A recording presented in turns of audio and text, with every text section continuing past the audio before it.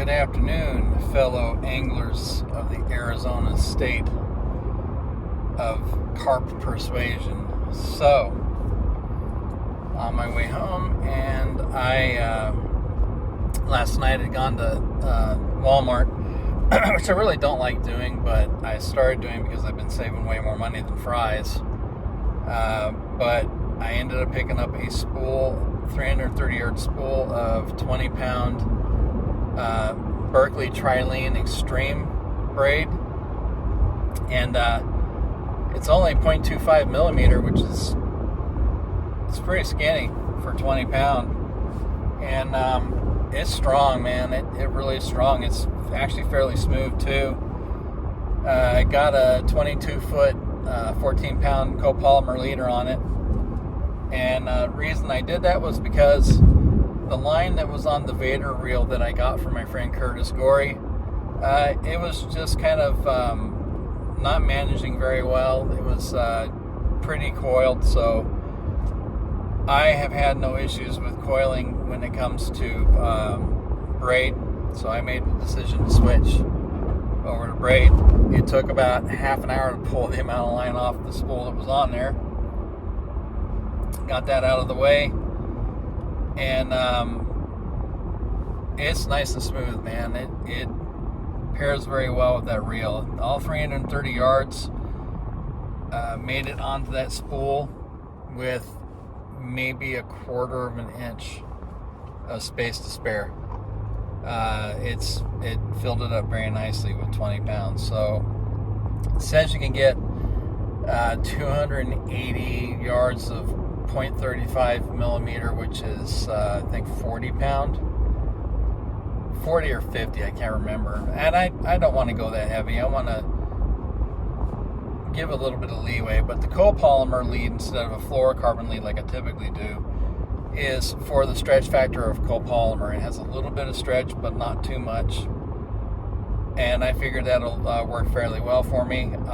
The rod that I have it on is a 3-piece build that my former roommate had made for catfish and carp, and it is very lightweight and extremely strong. That was from Ron Weber of Southwest Custom Rods. So it's 8 foot. Ran around 6.5 actual rod with the handle as long as it is. But it does a good job, man. It pulls in beasts. I had a 2500 on it before, a Cast King Brutus. I really don't like the reel very much, so I took it off because it's got braid on it already.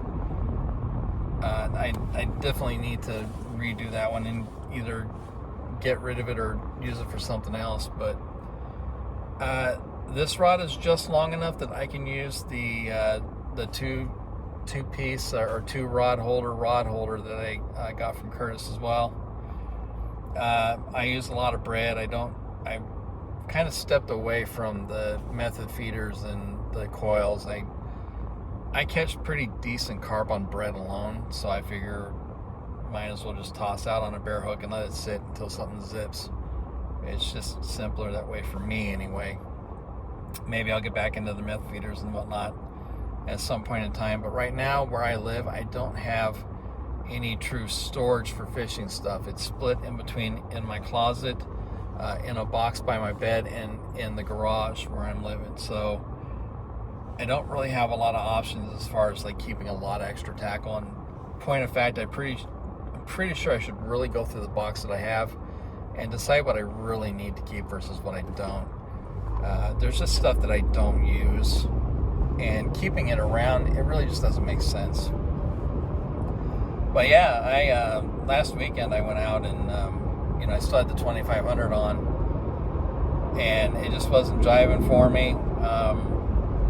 I figured I'd do better with the Vader bait feeder. It's got the bait feeder mechanism. The double drag system works fantastic, and I caught quite a few, and it was fun. It's a great combination. It handles beasts very well. So I'm looking forward to continuing in its use and seeing how it goes with it, really.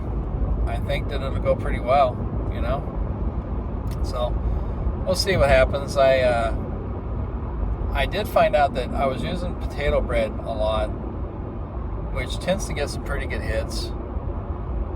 But I've discovered that I catch a lot of carp of various sizes with the cheapest white bread from Walmart.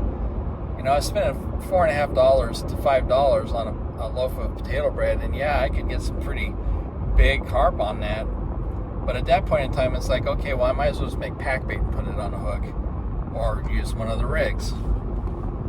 I can go for $1.60 with tax and get this big long ass loaf of white bread from Walmart, great value brand, their brand, and it does great.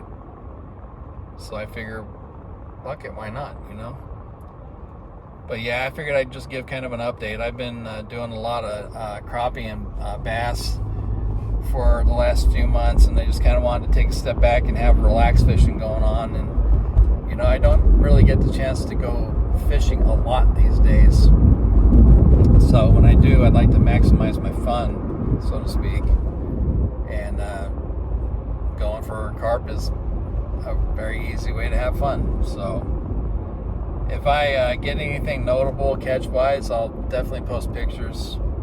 I tend not to take too many pictures these days because my phone fills up rather quickly, and I hate the way that iPhone makes you delete photos. So I won't put a lot of them up. I will put ones that are noteworthy up, though.